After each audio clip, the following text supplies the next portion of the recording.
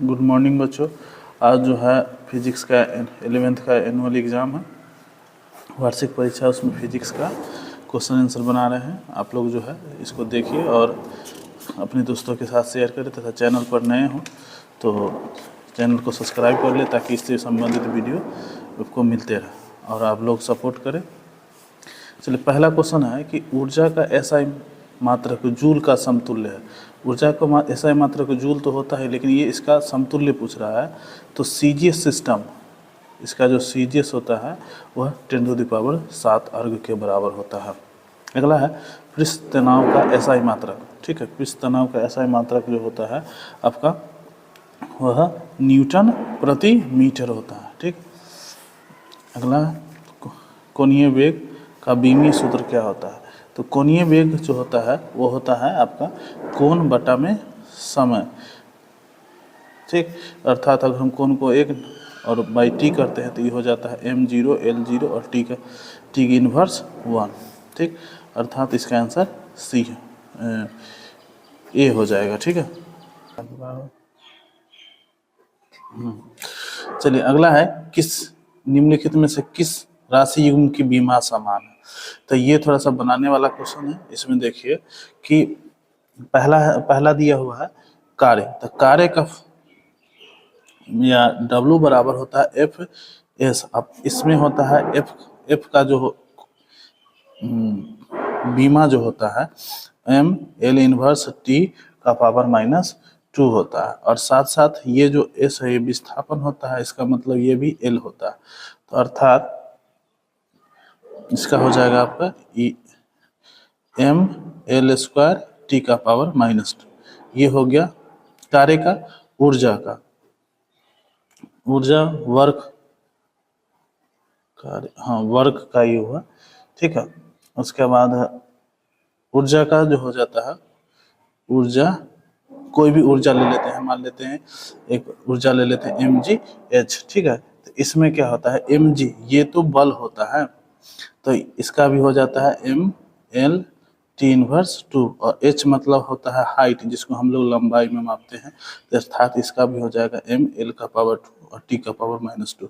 मतलब इन दोनों की बीमाएं क्या हो गई, समान हो गई। बल का तो आपको बता ही दिया। संवेग, संवेग होता है द्रव्यमान गुने वेग। तो द्रव्यमान का हो गया मीटर और वेग का होता है द्रव्यमान तो m और मीटर प्रति, इसका वेग का हो जाता है l t इनवर्स 1। ठीक है, तो इसका मतलब हो गया कि m l और t इनवर्स 1 इसका हो गया संवेग का हो गया। संवेग का ऊर्जा का बता ही दिए। अब एक हो गया शक्ति का। तो शक्ति का हो जाता है आपका W/T। तो वर्क का यहाँ निकाले हैं ml², तो ml² t इनवर्स 2 उसमें टाइम्स से डिवाइड कर देंगे, अर्थात इसका हो जाएगा ml² t इनवर्स 1। ठीक, तो इस प्रकार से इसमें सबका बीमा निकल गया। ठीक, बढ़ते हैं आगे।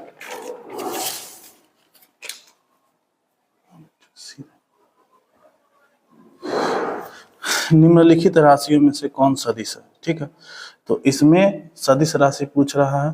तो इसका जो हो जाएगा आपका तापमान जो होता है ये अदिश राशि होता है, इसमें डायरेक्शन नहीं होता, इसमें ये भी डायरेक्शनहीन होता है, ये किसी भी तरह फॉलो कर सकता है। इसलिए इसका जो है सदिश राशि का मतलब होता है जिसमें दिशा और परिमाण दोनों हो, तो इसीलिए यहाँ पर हो जाएगा आवेग, ये सदिश राशि हो जाएगा।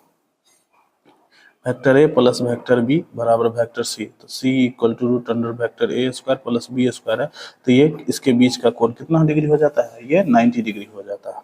ठीक, गुरुत्व के अधीन मुक्त रूप से गिरती हुई वस्तु में क्या एक समान होता है।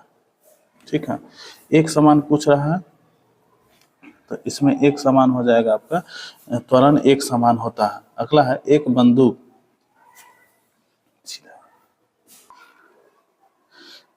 चलो एक बंदूक की अधिकतम सीमा 3920 मीटर है, तो गोली का वेग क्या होगा। तो इसको निकालने पर आपको 196 मीटर प्रति सेकंड के बराबर हो जाएगा। अगला क्वेश्चन है कि रॉकेट प्रक्षेपण किस सिद्धांत पर आधारित है? तो ये हो जाता है न्यूटन के गति पर, न्यूटन के तृतीय गति पर निर्धारित होती है, आधारित होती है। यदि अवलंब बल का दोगुना कर दिया जाए तो घर्षण गुणांक जो हो जाएगा वो आपका हो जाएगा समान रहेगा, घर्षण गुणांक समान है। दूध को मथा जाए तो मक्खन अलग होता है, ये तो अपकेंद्रीकरण बल होता है। इसके अलावा इसका एग्जाम्पल होता है कि कपड़ा जो वॉशिंग मशीन में धोया जाता है तो वो भी इसी का उदाहरण होता है। पूर्णतः प्रत्यास्थ टक्कर के लिए E=1 होना चाहिए, ठीक है। ये शॉर्ट में ही बता रहे हैं ताकि वीडियो लंबा ना हो। आगे है 1 ग्राम और 4 ग्राम वाले दो गतिमान पिंडों की ऊर्जाएं समान हो तो उनके रैखिक संवेग का अनुपात हो जाएगा, अब रैखिक संवेग का अनुपात हो जाएगा 1:2 के अनुपात में हो जाएगा। यदि पृथ्वी की त्रिज्या एकाएक घटाकर आधी हो जाए तो द्रव्यमान नियत हो तो दिन रात होंगे, तो 6 घंटे के दिन रात हो जाएंगे, ठीक है। ये जो होता है ये कोणीय वेग संरक्षण से संबंधित एक प्रकार की समस्या होती है, जिसमें आता है कि 15 नंबर क्वेश्चन है, यदि वृत्ताकार चकती उसके व्यास के इर्द गिर्द जड़त्व आघूर्ण क्या होगा यदि उसके द्रव्यमान और त्रिज्या की इकाई जो है वह 1/4 इकाई के बराबर हो जाएगा, ठीक है। एक गोलीय खोल के भीतर निम्न किस बिंदु पर गुरुत्वीय तीव्रता होती है, ठीक। तो इसका जो है 0 होती है पृथ्वी के लिए गुरुत्वीय त्वरण का महत्तम होता है, उसके ध्रुव पर महत्तम होता है, ठीक। यदि पृथ्वी के चारों ओर वृत्ताकार कक्षा में घूमते हुए उपग्रह का कक्षीय वेग v तथा पलायन वेग v हो तो v/v बराबर होता है, ठीक है। तो इसका आंसर हो जाएगा आपका 1/√2 के बराबर हो जाएगा। नियत त्वरण से नीचे की ओर जा रही लिफ्ट में खड़े मनुष्य का आभासी भार क्या होगा? तो ये लिफ्ट वाला में पढ़े हैं, इसका जो हो जाएगा आपका उसके वास्तविक भार से उसको कम महसूस होगा। गुरुत्वाकर्षण नियतांक ग्रेविटेशनल जो होता है G बराबर m(m)/r² पर जो बनता है, तो इसको निकालने पर आ जाएगा आपका m इनवर्स LQ और T इनवर्स 2 होता है। तापमान में वृद्धि से प्रत्यास्थ मापों का मान जो होता है वह क्या हो जाता है, वह घटता है, ठीक। उसके बाद इसको सॉल्व कीजिएगा 2 तारों को, तो इसका आंसर आपका हो जाएगा 1:8, ठीक है। आगे है सरल लोलक का आवर्तकाल जो होता है वह आवर्तकाल होता है T2πL/G, ठीक, ये होता है। अगला है यदि लड़की झूले पर बैठी हुई झूल रही है, यदि वह खड़ी हो जाए तो झूलने का दोलनकार जो है वह दोलनकार क्या हो जाएगा, घट जाएगा, ठीक। सरल आवर्त गति में त्वरण और विस्थापन का कालांतर होता है। सरल आवर्त गति में त्वरण और विस्थापन में कालांतर होता है, क्या इसका कालांतर जो होता है वह पाई के इक्वल होता है। सरल आवर्त गति करते हुए कण का विस्थापन का समीकरण y = sin 12 πt/π4 से दिया जाता है, तो कण का आवृत्ति जो हो जाती है वह हो जाती है वह 6 हर्ट्ज के बराबर हो जाती है। अगला है सरल आवर्त गति में त्वरण समानुपाती होता है। सरल आवर्त गति में त्वरण समानुपाती है, विस्थापन के समानुपाती होता है, ठीक है। अगला है सरल आवर्त गति जिसका आयाम 10 सेंटीमीटर काल 2 है, तो उसका समीकरण हो जाएगा y = 0.01 sin 2πt। अगला है 29 नंबर क्वेश्चन है कि R त्रिज्या के साबुन के बुलबुले के बीच अतिरिक्त दाब होता है, तो ये हो जाता है 4T/R के इक्वल हो जाता है, ठीक है, 4T/R के बराबर।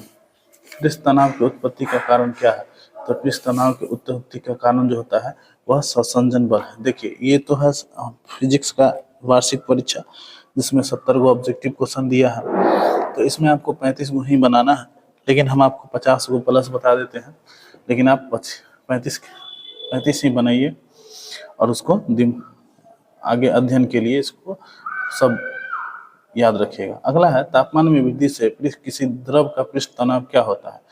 तो किसी द्रव का पृष्ठ तनाव जो होता है वह घटता है। यदि वर्षा के दो बिंदु के चरम वेगों का अनुपात 1:4 हो तो द्रव्यमानों का अनुपात हो जाएगा। ठीक है, तो ये द्रव्यमानों का अनुपात 1:16 के अनुपात में हो जाएगा।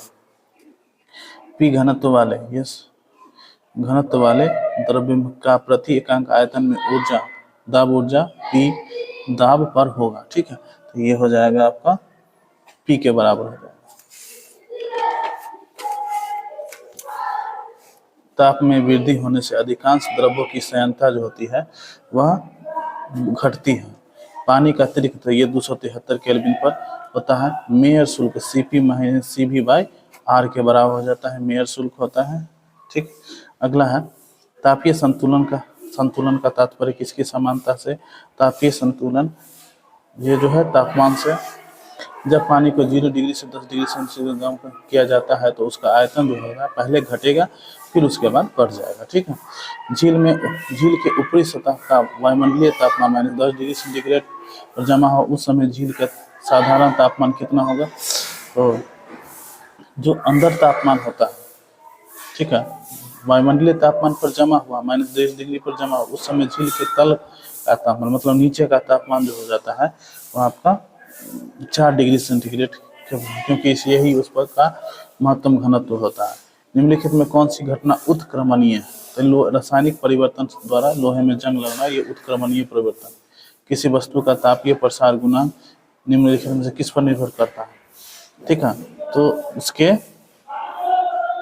इस क्वेश्चन का छोड़ दीजिए आंसर।